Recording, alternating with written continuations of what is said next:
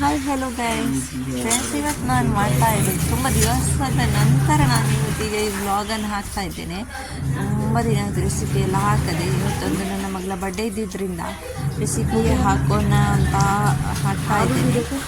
ಅಂದರೆ ಇದು ಸಾಬಿತ್ ಮುರ್ಗ ಅಂತ ಉಂಟಲ್ಲ, ಅದು ಇಡೀ ಗೋಲಿಯದ್ದು ತಂದೂರಿ ಮಾಡಿದ್ದು. ಇದರೊಳಗಡೆ ಎಲ್ಲ ಪೊಟ್ಯಾಟೋಸ್ ವೆಜಿಟೇಬಲ್ಸ್ ಎಲ್ಲ ಮಾಡಿ ಇದನ್ನು ಚೆಂದ ಬಂದು ಮಾಡಿ ಫೈಲ್ ಪೇಪರಲ್ಲಿ ಹಾಕಿ ಇದನ್ನೆಲ್ಲ ನಾವು ಇದು ಮಾಡಿದ್ದು ತಂದೂರಿ.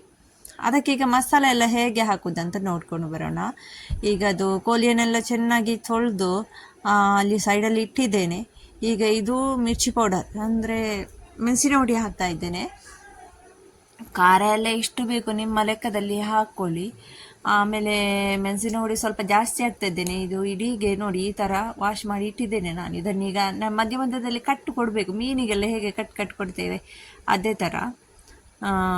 ಆಮೇಲೆ ಇದಕ್ಕೆ ಸ್ವಲ್ಪ ಹಲ್ದಿ ಪೌಡರ್ ಹಾಕಬೇಕು ನೋಡಿ. ಈಗ ಚೆನ್ನಾಗಿ ವಾಶ್ ಎಲ್ಲ ಮಾಡಿ ರೆಡಿಯಾಗಿ ಕುತ್ಕೊಂಡಿದೆ ನಮ್ಮ ಕೋಳಿ. ಈಗ ಇದಕ್ಕೆ ಮಸಾಲ ಹಾಕಿ ಫ್ರೈ ಮಾಡಲಿಕ್ಕೆ ಉಂಟು. ಇದೆಲ್ಲ ಕೋಳಿಯದ್ದು ಈಗ ಅದೆಲ್ಲ ವೆಜಿಟೇಬಲ್ಸ್ ಎಲ್ಲ ಹೇಗೆ ಹಾಕೋದಂತ ತೋರಿಸ್ಕೊಡ್ತೇನೆ. ಈಗ ಇದು ನೋಡಿ, ಇದರಲ್ಲೆಲ್ಲ ಮಸಾಲ ಮಿಕ್ಸ್ ಮಾಡ್ತಾ ಇದ್ದೇನೆ. ಮೆಣಸಿನ ಹುಡಿ, ಅರಿಶಿನ ಹುಡಿ, ಗಾರ್ಲಿಕ್ ಜಿಂಜರ್ ಪೇಸ್ಟ್, ಕೊತ್ತಂಬರಿ ಹುಡಿ, ನಿಮ್ಮ ಇಷ್ಟ ಮಸಾಲ ನಿಮ್ಮ ಇಷ್ಟ ಪ್ರಕಾರ ಮಾಡಬಹುದು. ಜೀರಿಗೆ ಹುಡಿ ಹಾಗೂ ಮೊಸರು ಹಾಕ್ಲಿಕ್ಕಂತೂ ಮೊಸರು ಇರಲಿಲ್ಲ, ಅದಕ್ಕೋಸ್ಕರ ಮೊಸರು ಮಿಕ್ಸ್ ಮಾಡಲಿಲ್ಲ. ಈಗ ಮೊಸರು ಮಿಕ್ಸ್ ಮಾಡಿದರೆ ಚೆನ್ನಾಗಿ ಗ್ರೇವಿ ಥರ ಆಗ್ತದೆ. ಇನ್ನೂ ಸಹ ಉಪ್ಪು ಕೂಡ ಆ್ಯಡ್ ಮಾಡ್ತೇನೆ. ಫ್ರೆಂಡ್ಸ್, ನೀವು ನನ್ನ ಚಾನಲನ್ನು ಮೊದಲನೇ ಸಲ ನೋಡೋದಾಗಿದ್ದರೆ ಒಂದು ಸಬ್ಸ್ಕ್ರೈಬ್ ಮಾಡಿ, ಲೈಕ್ ಮಾಡಿ ಹಾಗೂ ನಿಮ್ಮ ಫ್ರೆಂಡ್ಸ್ಗೆಲ್ಲ ಶೇರ್ ಕೂಡ ಮಾಡಿ. ಈ ಚಿಕನ್ ಮಸಾಲ ಹಾಕ್ತಾ ಇದ್ದೇನೆ. ಆಮೇಲೆ ಸ್ವಲ್ಪ ಚಾಟ್ ಮಸಾಲ ಕೂಡ ಹಾಕ್ತೇನೆ. ಈ ಚಾಟ್ ಮಸಾಲ ನೋಡಿ ತುಂಬ ಈಸಿ ಫ್ರೆಂಡ್ಸ್, ಇದು ಮಾಡಲಿಕ್ಕೆಲ್ಲ ತುಂಬ ನಾವು ಹೊರಗೆಯಿಂದ ತರುವುದಾದರೆ ಎಲ್ಲ ತುಂಬ ರೇಟ್ ಇರ್ತದೆ. ಈಗ ಮನೆಯಲ್ಲಿ ಮಾಡಿದರೆ ಕಮ್ಮಿ ರೇಟಲ್ಲಿ ಆಗ್ತದೆ, ಒಳ್ಳೆಯದು ಕೂಡ ಆಗ್ತದೆ ನಮ್ಮ ಕೈಯಿಂದಲೇ ಮಾಡಿ ತಿನ್ನೋದು. ಈಗ ಇದಕ್ಕೆ ಸ್ವಲ್ಪ ಒಂದು ಅರ್ಧ ನಿಂಬೆ ಹುಳಿಯನ್ನು ಹಿಂಡ್ತಾ ಇದ್ದೇನೆ ನೋಡಿ ಈ ಥರ. ಆಮೇಲೆ ಇದನ್ನು ಚೆನ್ನಾಗಿ ಮಿಕ್ಸ್ ಮಾಡ್ಕೊಳ್ಳೋಣ. ಇಲ್ಲಿ ನನ್ನ ಮಗ ಕಾಯ್ತಾ ಇದ್ದಾನೆ ಯಾವಾಗ ಚಿಕನ್ ತಂದೂರಿ ರೆಡಿ ಆಗ್ತದಂತ. ಈಗ ಇದನ್ನು ಈ ಥರ ಎಲ್ಲ ಮಿಕ್ಸ್ ಮಾಡೋಣ. ಮೊಸರು ಹಾಕಬೇಕು ಫ್ರೆಂಡ್ಸ್, ಮೊಸರು ಹಾಕಿದ್ರೆ ಇನ್ನೂ ಗ್ರೇವಿ ಇರ್ತದೆ ನೋಡಿ. ಈ ಥರ ಸ್ವಲ್ಪ ಕಟ್ ಥರ ಕೊಡೋಣ ಇದಕ್ಕೆ, ಅಂದರೆ ಮಸಾಲೆ ಎಲ್ಲ ಚೆನ್ನಾಗಿ ಆಗ್ತದೆ ಅದಕ್ಕೋಸ್ಕರ. ಈಗ ಕೈಯೆಲ್ಲ ಚೆಂದ ಉರಿತದೆ ಮಾತ್ರ, ಇದು ಮೆಣಸಿನ ಹುಡಿಯೋದೆಲ್ಲ. ನನ್ನ ಮಗು ಕೂಡ ಚಿಕ್ಕದು, ಅದಕ್ಕೆ ನಾನು ಈಗ ಕೈಯನ್ನೆಲ್ಲ ಚೆನ್ನಾಗಿ ಫಸ್ಟಿಗೆ ತೊಳಿಬೇಕು ಹೋಗಿ. ಇಲ್ಲಾಂದರೆ ಮಗು ತುಂಬ ಸಣ್ಣದು, ಅವನಿಗೆಲ್ಲ ಅದು ತಾಗಿದ ಸ್ಕಿನ್ನಲ್ಲೆಲ್ಲ ತುಂಬ ಸೆನ್ಸಿಟಿವ್ ಅಲ್ಲೋ ಅವ್ರದ್ದು ಸ್ಕಿನ್ ಎಲ್ಲ. ಇದು ನೋಡಿ, ಇದು ಕೊತ್ತಂಬರಿ ಎಲ್ಲ ಇದರೊಳಗಡೆ ಹಾಕ್ಲಿಕ್ಕೆ ಉಂಟು. ಈಗ ಚಿಕನದ್ದು ನೋಡಿ, ಇದು ಪೊಟ್ಯಾಟೊ ಚಿಕನ್ ನಿಮ್ಮ ಇಷ್ಟ ಪ್ರಕಾರ, ನಿಮಗೆ ಯಾವ ಬೇಕೋ ಅದು ಹಾಕಿ ನೀವು. ನಾನು ಇದಕ್ಕೆ ಪೊಟ್ಯಾಟೊ ಇದು ಆಲೂಗಡ್ಡೆ ಹಾಕಿದ್ದೇನೆ. ಆಮೇಲೆ ಇದು ಈರುಳ್ಳಿ,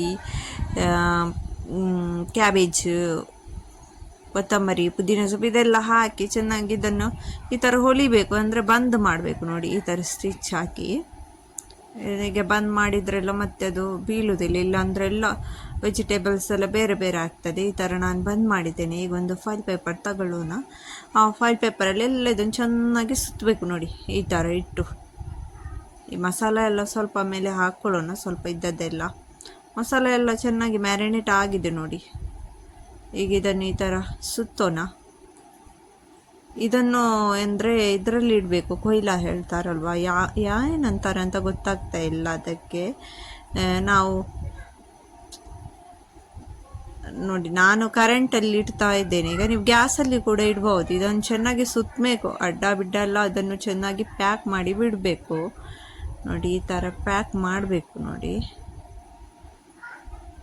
ಈಗ ನಾನು ಈ ಥರ ಒಂದು ಜಾಲಿ ಇಟ್ಟು ಕರೆಂಟಲ್ಲಿ ಇಡ್ತಾ ಇದ್ದೇನೆ ಸ್ಲೋ ಅಲ್ಲಿ, ಸಂಜೆ ತನಕ ರೆಡಿ ಆಗ್ತದೆ ಅಂತ ನೋಡಿ. ಇದನ್ನು ಉಲ್ಟಾ ಮಾಡಿ ಇಡಬೇಕು ಸ್ವಲ್ಪ ಹೊತ್ತಲ್ಲಿ. ಒಂದು ಯಾವ ಥರ ನೋಡಿ, ನಿಮ್ಗೊಂದು ಅಂದಾಜು ಇರ್ತದಲ್ವ ಆ ಥರ.